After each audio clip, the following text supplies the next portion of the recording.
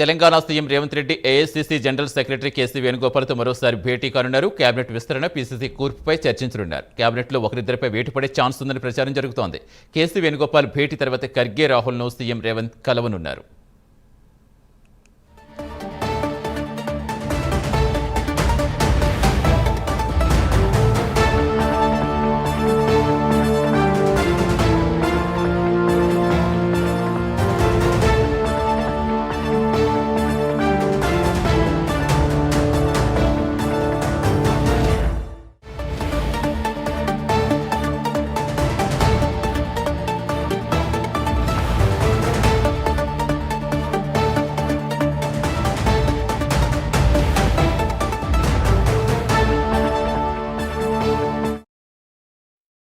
Telangana CM Revanth Reddy AICC general secretary KC వేణుగోపాల్తో మరోసారి భేటీ కానున్నారు. ముఖ్యంగా కేబినెట్ విస్తరణ, పీసీసీ కూర్పుపై చర్చించే అవకాశం ఉంది. పూర్తి వివరాలు ఇచ్చేందుకు ఢిల్లీ నుంచి మా నేషనల్ బ్యూరో చీఫ్ కళా జనతన్. గుడ్ మార్నింగ్ కళా.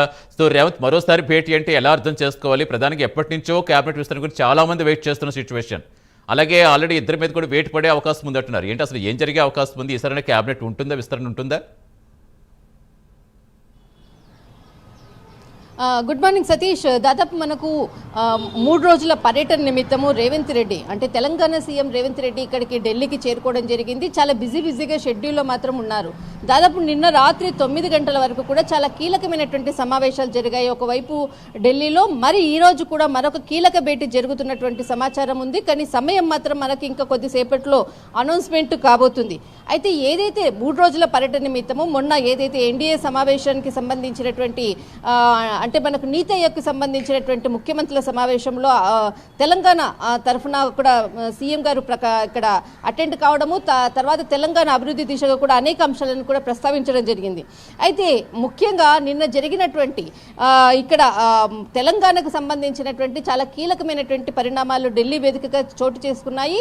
అయితే నిన్న ఏదైతే కేసీ వేణుగోపాల్తో నిన్న రాత్రి 9 గంటల సమయంలో ఇక్కడ పీసీసీ అధ్యక్షుడు మహేష్ కుమార్ గౌడ్తో సహా సమావేశం కావడం జరిగింది. దాదాపు గంట సేపు మాత్రం ఈ సమావేశం జరిగింది. దాదాపు ఎన్నో రోజుల నుంచి కూడా మనం అనుకుంటున్నటువంటి చాలామంది కాంగ్రెస్ కార్యకర్తలు, ఆశావాహులందరూ కూడా ఎప్పుడెప్పుడో మంత్రివర్గ విస్తరణ, తర్వాత పీసీసీ కార్యవర్గం ఎప్పుడు ఉంటుందో అన్నటువంటిది ఒక ఊహాగానాలు దాదాపు ఒక 6 నెలల నుంచి మనకు వినపడుతుంది. కానీ అది ఒక కొలికి రానటువంటిది మనం చూస్తూనే ఉన్నాం. కానీ నిన్న రాత్రి ఏదైతే సమావేశం జరిగిందో అంతకన్నా ముందుగా మనము పీసీసీ మహేష్ కుమార్ గౌడ్తో ఒక చిట్ చాట్ జరిగినటువంటి సందర్భంలో కూడా కొంత చెప్పకనే కొన్ని విషయాలు మాత్రం చెప్పడం జరిగింది. దాదాపు త్వరలోనే మంత్రివర్గ విస్తరణ ఉంటుంది, తర్వాత పీసీసీ కార్యవర్గానికి సంబంధించినటువంటిది కూడా కూర్పు కూడా ఉంటుంది అన్నటువంటి అంశాన్ని మాత్రం నిన్న చాలా క్లియర్ కట్గా పీసీసీ మహేష్ కుమార్ గౌడ్ కూడా చెప్పడం జరిగింది. త్వరలోనే ఒక గుడ్ న్యూస్ ఉంటుంది అన్నటువంటి విషయాన్ని చెప్పడం జరిగింది. అంతేకాని అది ఒక క్లియర్ కట్గా అది ఎప్పుడు ఉంటుంది అన్నటువంటి అంశం కాకుండా గుడ్ న్యూస్ అన్నది మాత్రమే ఇక్కడ చెప్పడం జరిగింది. అయితే నిన్న 9 గంటలకు ఏదైతే ఒక గంట పాటు మాత్రము కేసీ వేణుగోపాల్ నివాసంలో సమావేశం కావడం జరిగింది. ఈ సమావేశంలో మాత్రము చాలా కీలకమైనటువంటి దాదాపు కొంతమంది ఆశావాహులు ఇప్పటికే కూడా చాలా 2 పర్యాయాలు కూడా గత నెలలో కూడా ఇక్కడికి రావడం జరిగింది. వారికి అంటే వాళ్ళ సీనియారిటీ ప్రకారంగా కూడా మాకు అవకాశాలు ఇవ్వాలంటూ కూడా మంత్రివర్గ విస్తరణలో అంటూ కూడా ప్రతి కాంగ్రెస్ సీనియర్ నాయకులు రావడము, తర్వాత కొంత లాబింగ్ కూడా చేసినటువంటి సందర్భాలు అంతా కూడా మనకి సోర్సెస్ ద్వారా కూడా సమాచారం వచ్చింది. అయితే అదే విషయం కూడా నిన్న ఏదైతే గత నెలలో ఫైనలైజ్ అయినటువంటిది ఏదైతే లిస్ట్ ఉందో దానికి సంబంధించినటువంటిది ఇంకా ముందుకు వెళ్ళకపోవడం అనేది కూడా ఒక కీలకమైనటువంటి అంశం. అదే అంశాన్ని నిన్న మరొకసారి ప్రస్తావించడం జరిగింది. ఈ రోజు కూడా మరొకసారి సీఎం రేవంత్ రెడ్డి ఇక్కడ మరి ఒకసారి కేసీ వేణుగోపాల్తో సమావేశం కాబోతున్నారు అన్నటువంటిది నిన్న పీసీసీ అధ్యక్షుడు మహేష్ కుమార్ గౌడే చెప్పడం జరిగింది.